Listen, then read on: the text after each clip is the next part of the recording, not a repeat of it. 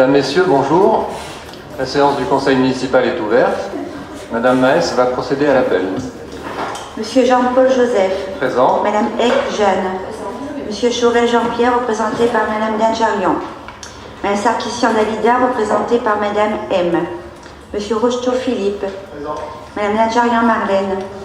Monsieur Bertoncini Franck. Madame M. Élodie. Monsieur Friani Laurent. Madame Gaudin Christian, représentée par Madame Bourgeois. Madame Bourgeois Ginette. Monsieur Valéro Gérard. Monsieur Maes Jean-Michel. Monsieur Roux Christian, représenté par moi-même. Moi-même présente. Madame Bertoneri Pascal. Présente. Monsieur Caparros Michel, absent. Madame Bourron Valérie. Monsieur Moyen Ladis, représenté par Monsieur Bertoncini. Madame Reveste Ségolène. Monsieur Segaldi Michel, représenté par Madame Eck. Monsieur Garcia Antoine, absent. Monsieur Champion-Yannick, absent. Madame Gogalves Benuela. Madame Pouchko Françoise, absente. Monsieur Palix Christian, absent. Monsieur Vivier Christian, représenté par Monsieur Rocheteau. Madame Lantillon Christine, absente. Madame Hostel Véronique, absente. Merci. On va commencer par voter le compte-rendu de la séance du jeudi 22 février. Est-ce qu'il y a des commentaires sur ce compte-rendu? S'il n'y en a pas. Qui est contre? Qui s'abstient? Qui est pour?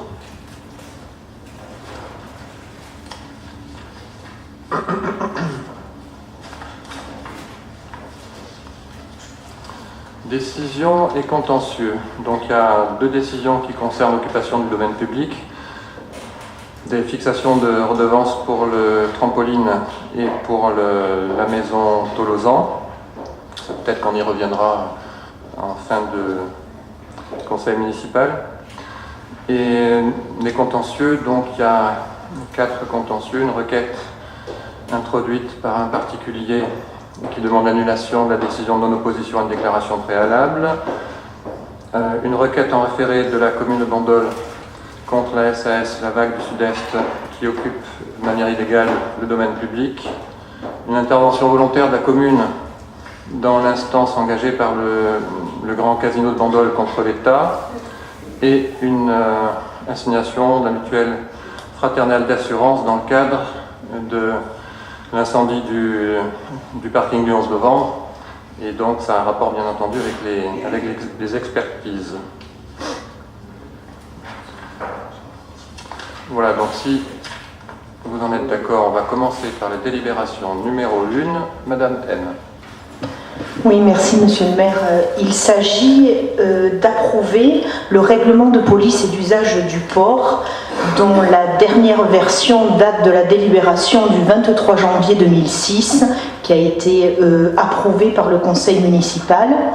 Alors, il s'agit là de définir le règlement portuaire et notamment quatre thèmes qui sont repris dans ce règlement: les conditions de navigation dans le port, les conditions d'utilisation des équipements portuaires, les conditions d'usage des postes d'amarrage situés à l'intérieur du port, ainsi que des conditions de stationnement à terre et des prestations annexes du port.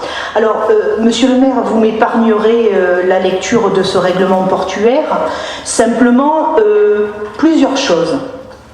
Tout d'abord, je voudrais saluer le travail qui a été réalisé. Alors on va dire, nos détracteurs diront qu'on se gargarise entre nous et on se félicite, mais il y a eu un véritable travail d'effectuer. Alors on a le résultat de tout ça, c'est un règlement qui est concis, précis et efficace, et qui vient régler des situations qui étaient inadmissibles. Alors Monsieur Rochereau, mieux que moi, pourra vous reprendre des exemples. Rocheteau, pourquoi Rochereau? Ah ben tiens, c'est la journée. Ah ben alors, Monsieur Rocheteau pourra vous donner des exemples concrets. Alors, je vais reprendre peut-être, sous le contrôle de Monsieur Rocheteau, j'y suis arrivée, quelques éléments et dispositions importantes de ce règlement portuaire. Juste une précision, oui. Monsieur Rocheteau est président de la SOGEBA, mais j'ai plus besoin de le nommer, mais effectivement. Président de la SOGEBA, c'est pour ça que je fais référence au travail qu'il a effectué avec bien évidemment Monsieur Vivier. Alors, ce règlement portuaire prévoit différentes dispositions. Alors, nous avons les dispositions communes que nous connaissons, la vitesse dans le port, etc. Puis, des nouveautés. Et notamment, des dispositions qui sont intéressantes et qui permettent qui vont permettre de changer un petit peu la physionomie de ce port de Bandol, parce que nous avons notamment une disposition concernant l'état des navires. Une disposition importante parce que vous avez pu constater, en vous promenant longeant les quais du port, que certains navires sont souvent dans un état déplorable, et donc une procédure a été mise en place pour justement éviter ce type de situation, et si ces situations surviennent, eh bien pouvoir appliquer une procédure pour y remédier rapidement. Ensuite, il y a une nouveauté, c'est l'obligation que j'appellerais l'obligation de carénage, où en fait les plaisanciers devront une fois par an soumettre leur bateau. Alors c'est quelque chose qu'on fait souvent chaque année, mais de façon un peu plus assidue, et ils devront justifier avoir satisfait à cette obligation.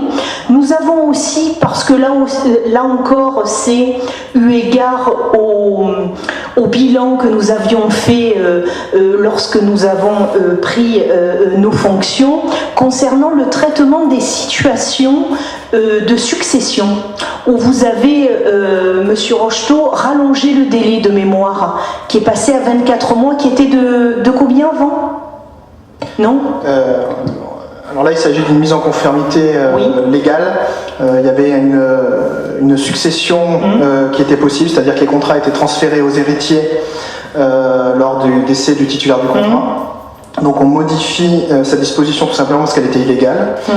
On n'avait pas d'hésitation là-dessus puisqu'il y a des réponses ministérielles sur la question qui ne laissent pas place au doute. Donc on met fin à cette disposition avec toutefois une réserve, parce qu'il s'agit quand même de situations humaines, souvent délicates évidemment, parce qu'on parle de décès.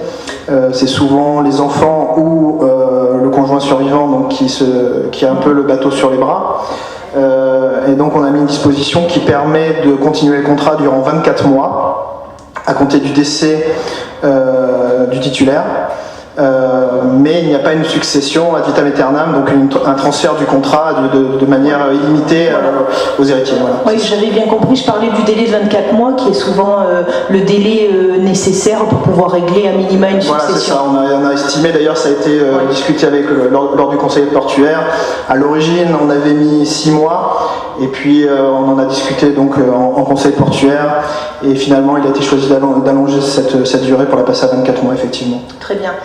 Ensuite, nous avons une disposition concernant la réglementation du parking de la capitainerie, où au besoin il est réaffirmé, parce que des fois on a besoin d'écrire les choses pour qu'elles soient comprises, que le parking de la capitainerie est à la disposition du personnel de la capitainerie, et vous avez également prévu une disposition concernant le parking des plaisanciers. Tout à fait. Alors, le parking de la capitainerie est un parking censé être réservé à la capitainerie, ce qui aujourd'hui n'est pas tout à fait le cas, parce que l'histoire fait que beaucoup de badges circulent dans Bandol à ce sujet. Donc le mardi matin en particulier, ce parking est particulièrement rempli, évidemment.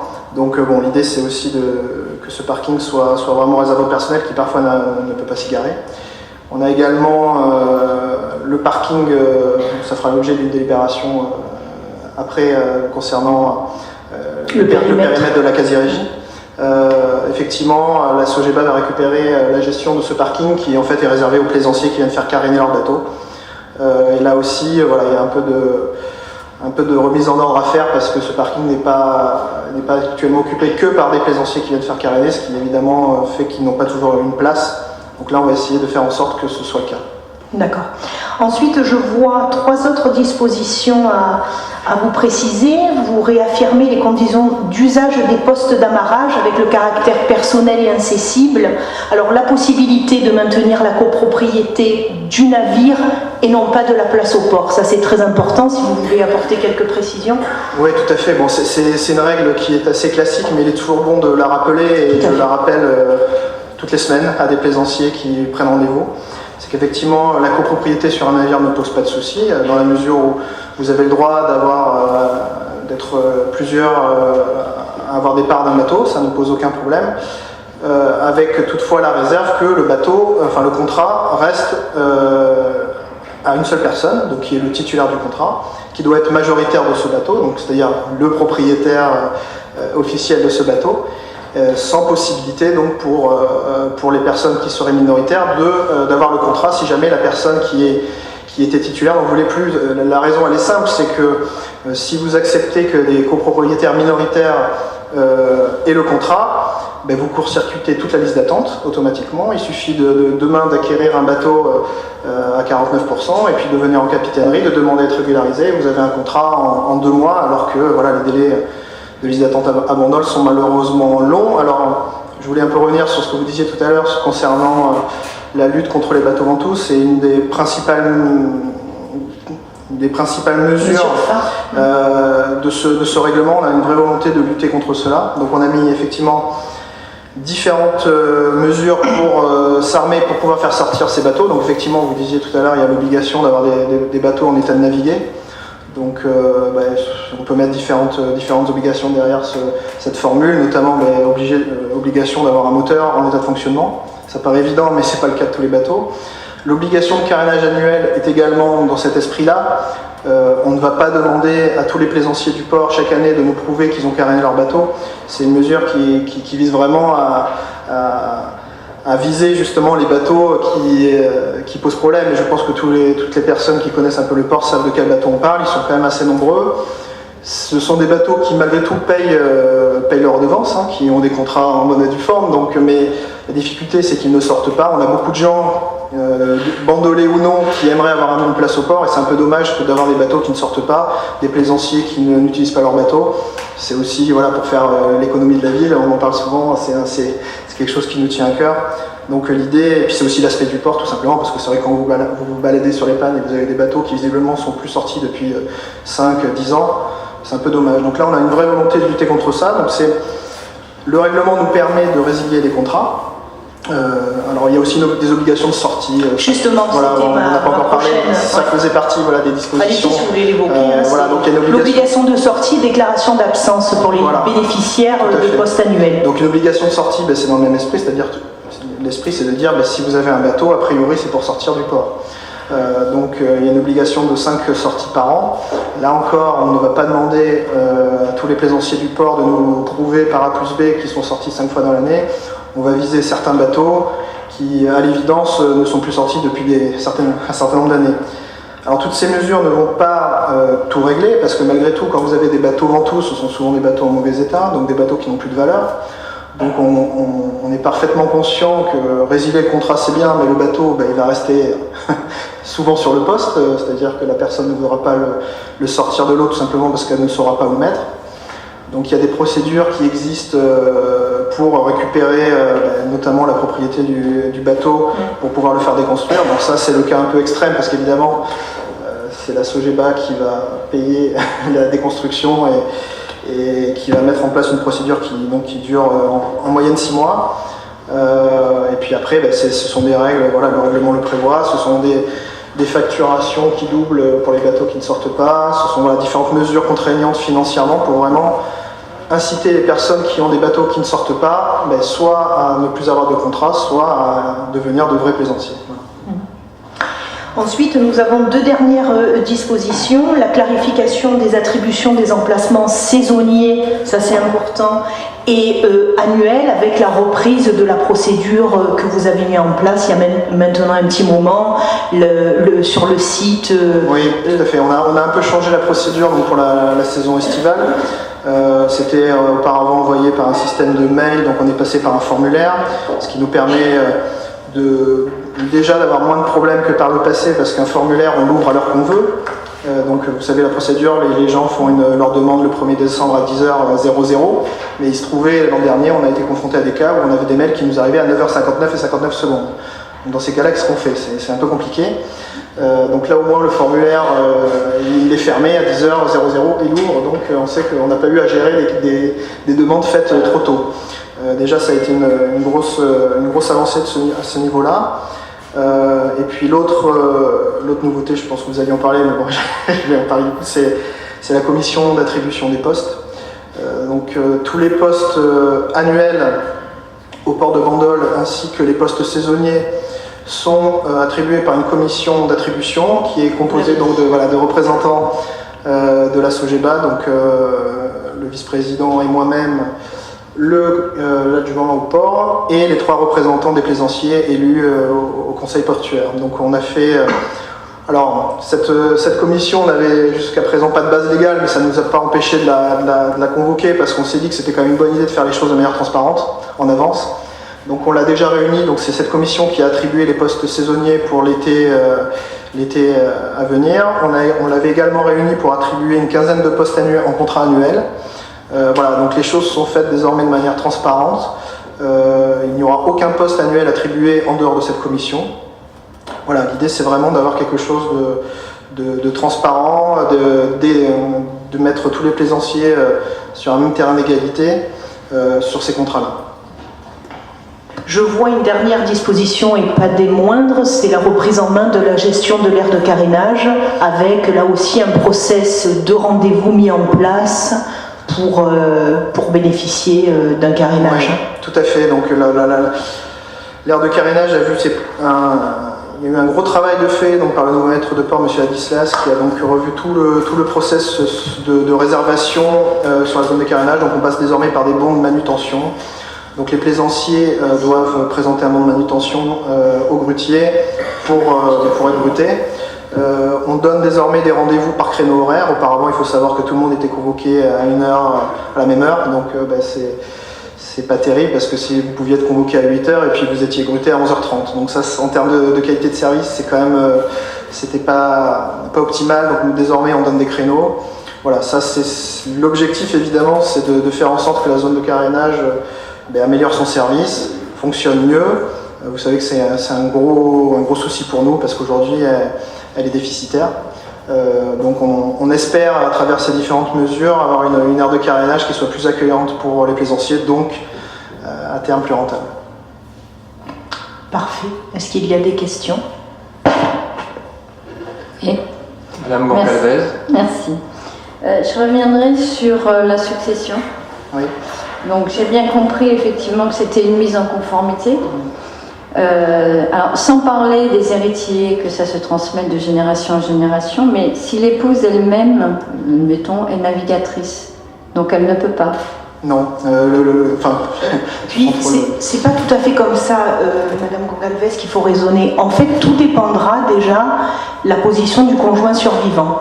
A-t-il opté d'un quart en pleine propriété, de la totalité en usufruit? Déjà, c'est la première question.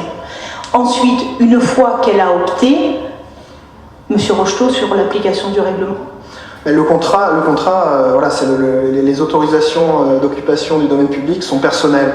Et quand on dit personnel, c'est pas personnel dans le sens couple, c'est le sens personne physique. Donc effectivement, le conjoint survivant ne pourra pas bénéficier du contrat. Alors c'est vrai qu'on peut se dire que c'est un peu rude, effectivement, dans le cas où, comme vous dites, le conjoint est lui-même navigateur. Donc dans ces cas-là, il faut que le conjoint s'inscrive sur la liste d'attente. Il y en a qui l'ont déjà fait, hein. On a déjà des cas où le mari et femme sont inscrits sur la liste d'attente. Enfin, où le mari a un contrat et l'épouse est inscrite sur la liste d'attente. Mais effectivement, à partir du moment où D'ailleurs, une des réponses ministérielles à laquelle je faisais référence se positionne justement là-dessus. C'est-à-dire que la question était, je crois d'ailleurs que c'était une question qui a été posée par M. Vialat à l'époque, et la réponse était la question était sur le conjoint. Qu'est-ce qui se passe dans le cas du conjoint? La règle s'applique de manière stricte. Alors là, vous décrivez un cas effectivement qui est le plus douloureux, c'est-à-dire le cas où les deux sont navigateurs.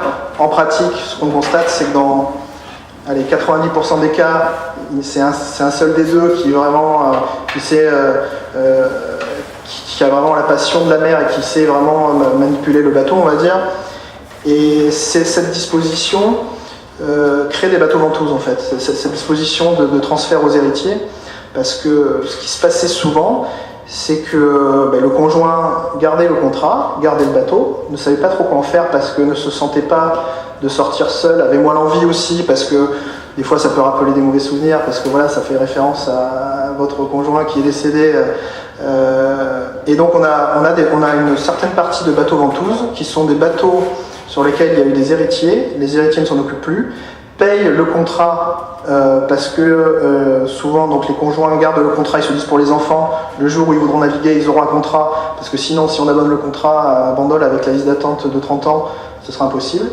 Et donc c'est aussi une disposition qui crée des bateaux ventouses. Donc effectivement, il y a des cas, comme vous le dites, qui sont, évidemment, je ne peux pas dire le contraire, difficiles, parce que au bout de 2 ans, ils devront quitter le port, mais on a aussi des cas où ça nous crée des soucis.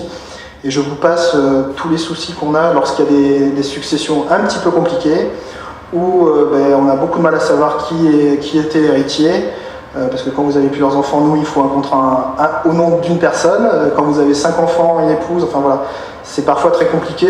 Des fois, ils sont à l'étranger.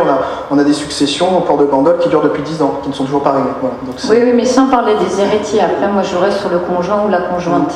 Sur d'autres ports, comment ça se pratique? Les ports qui ont mis leur règlement en conformité avec la loi ont abandonné cette mesure. Ils ont emprunté cette mesure. Ils ont abandonné la mesure de transfert aux héritiers. Il y a beaucoup de ports où ce n'est pas le cas. J'avais une autre question, alors page 16 du paragraphe 3 qui concerne ce que vous appelez l'obligation de sortie 5 fois par an. Donc par ailleurs, afin de lutter contre les navires ventouses, le plaisancier s'engage en souscrivant un contrat annuel à sortir du port pendant au moins 5 jours consécutifs, ou non d'ailleurs, par an. Qu'est-ce que ça veut dire exactement? Ça fonctionne comme dans il s'en va 24 heures. Quel est le justificatif que vous avez?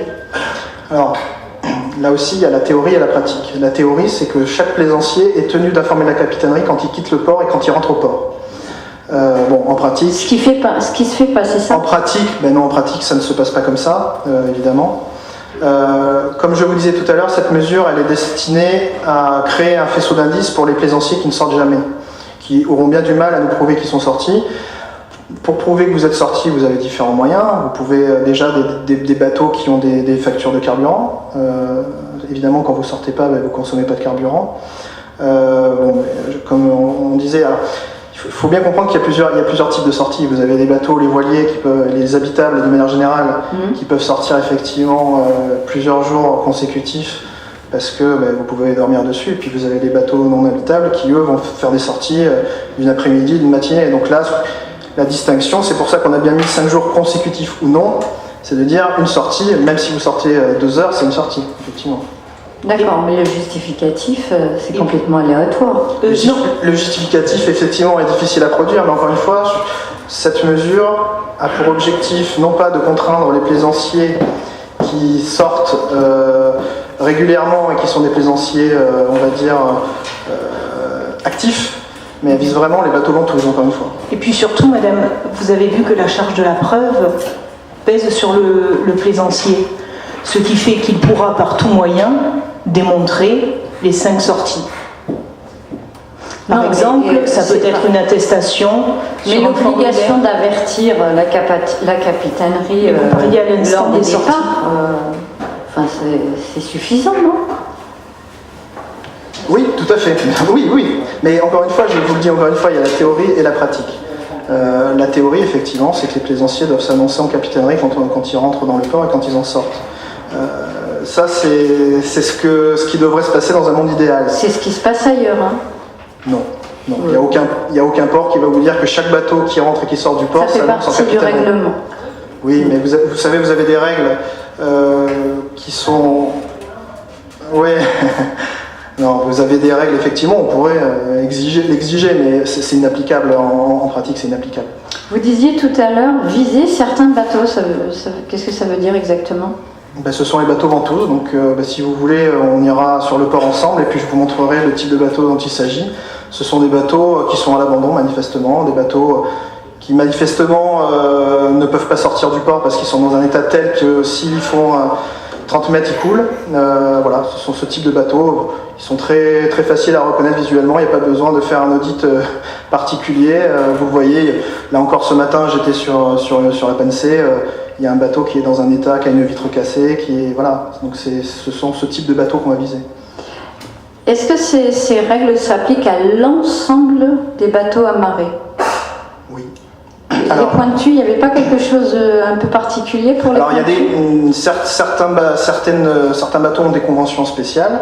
Donc oui. Effectivement, il y a une convention spéciale entre les pointus et c'est la ville ou c'est la Sogeba, je ne sais plus la convention avec qui elle est.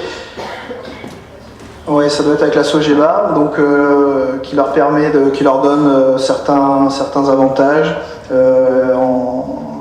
parce que ce sont des bateaux qui, pour l'image du port, donc ils ont des avantages, ils ont certaines obligations, notamment d'entretien un peu supérieur par rapport à un bateau classique, et ils ont des avantages notamment sur le carénage qui leur est offert. Et vous avez également les bateaux pêcheurs, donc les bateaux de la Prud'homie, où là la Prud'homie gère en direct les bateaux qui sont amarrés. Vous savez, c'est le quai qui est au niveau du carrousel. Et d'ailleurs, la convention est en train de la revoir. Mais voilà, c'est en cours, elle passera à un prochain conseil municipal. Juste une dernière question, le règlement intérieur de la commission d'attribution. Oui. Ce n'était pas du tout envisageable de le faire passer aujourd'hui non plus. Parce que là, du coup, on vote, non, parce que ce règlement intérieur, il était prévu, justement, enfin, dans notre idée, on pensait en discuter justement avec les représentants des plaisanciers qui sont à cette commission. Donc l'idée, c'était ça. C'était donc d'abord de mettre un support légal à cette commission, ensuite d'adopter ce règlement intérieur. Est-ce que ça passera au conseil municipal? Non. Alors là, sur l'aspect légal, je ne sais pas, je pense pas que ce soit une obligation. Si vous voulez, je pourrais vous le communiquer sans problème.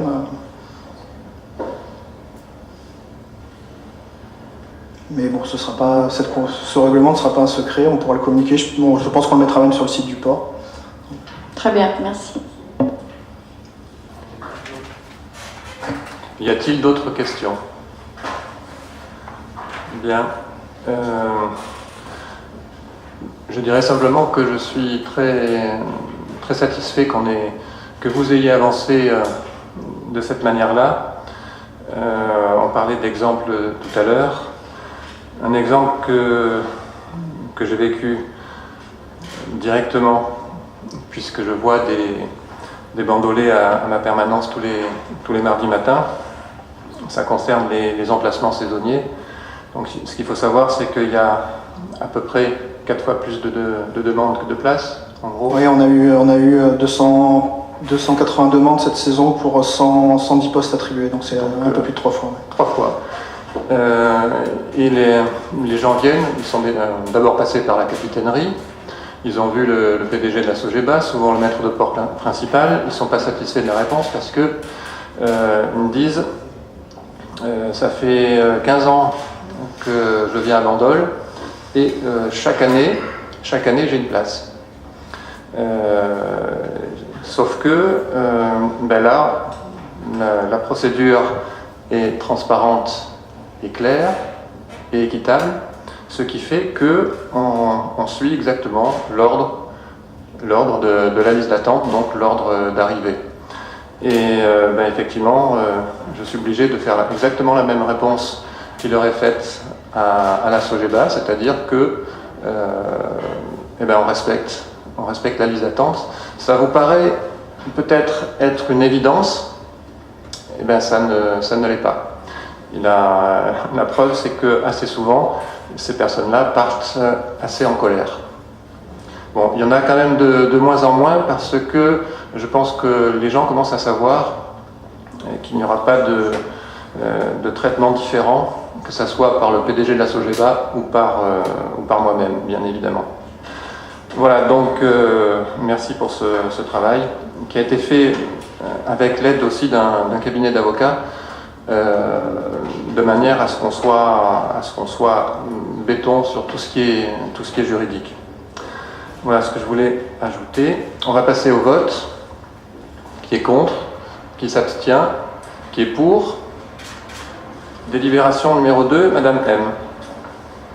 Oui, la délibération numéro 2, on l'a un petit peu évoqué avec M. Rocheteau. Il s'agit d'un avenant numéro 1 à la convention de quasi-régie pour la gestion du port de plaisance de Bandol. Il s'agit de modifier le périmètre de la quasi-régie dans un souci de rationalisation et d'y intégrer le parking des plaisanciers et la gestion des barrières d'accès aux différents quais, ce qui paraît être une évidence que ce soit la Sogeba qui puisse gérer ce parking et la gestion des barrières.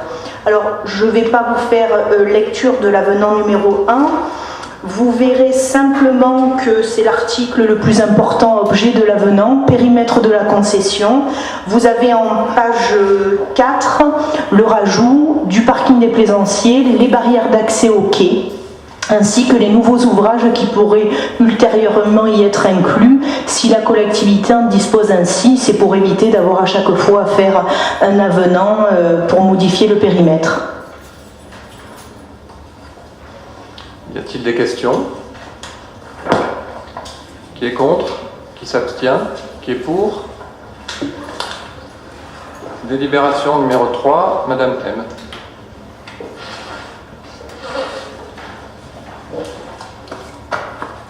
Je suis là, j'arrive.